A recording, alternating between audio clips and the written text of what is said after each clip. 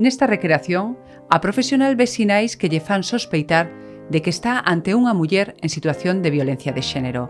Explícalle que analizou os síntomas e que os problemas nas relacións de parella teñen repercusións na saúde das mulleres. Porque ante a dúbida é deixar claro que realmente está sufrindo unha situación de violencia de xénero, non? Entón, é ela a que ten que darse conta de por que está sufrindo. Según facemos as preguntas, que ella poda darse conta de que esas situacións non son normais na convivencia habitual dunha parella, non? Podemos empezar por unha pregunta máis indirecta, máis ampla, e logo ir a preguntas máis concretas, máis específicas, non? Vendo os síntomas que amosas, dende cando sucede isto? Pasou algo que pode indicar, non, que isto se agudizase? Tes o apoio por parte da túa parella con este malestar que presentas, da túa familia, das túas amizades? Como te sintes? Podes contar con alguén? E directamente, sufres violencia na casa? Eso é calibrar como esa persoa se amosa, non? Neste exemplo, pregúntalle á muller se ten algún conflicto co home para saber como o xestionan.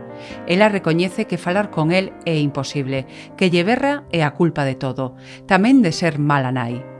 Sempre tivo carácter forte, pero empeorou cando quedou embarazada. A profesional pregúntalle se é posible que acuda a outra cita na semana que ven para continuar coa entrevista. Ela acepta, aínda que insiste en relacionar o que lle pasa cos nervios que ten.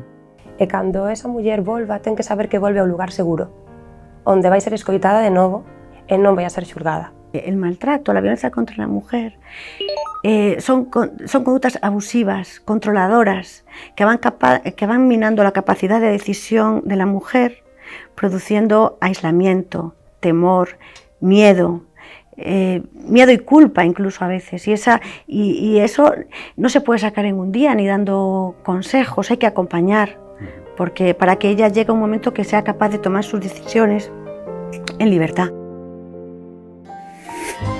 Profesionais da sanidade galega contra a violencia de xénero.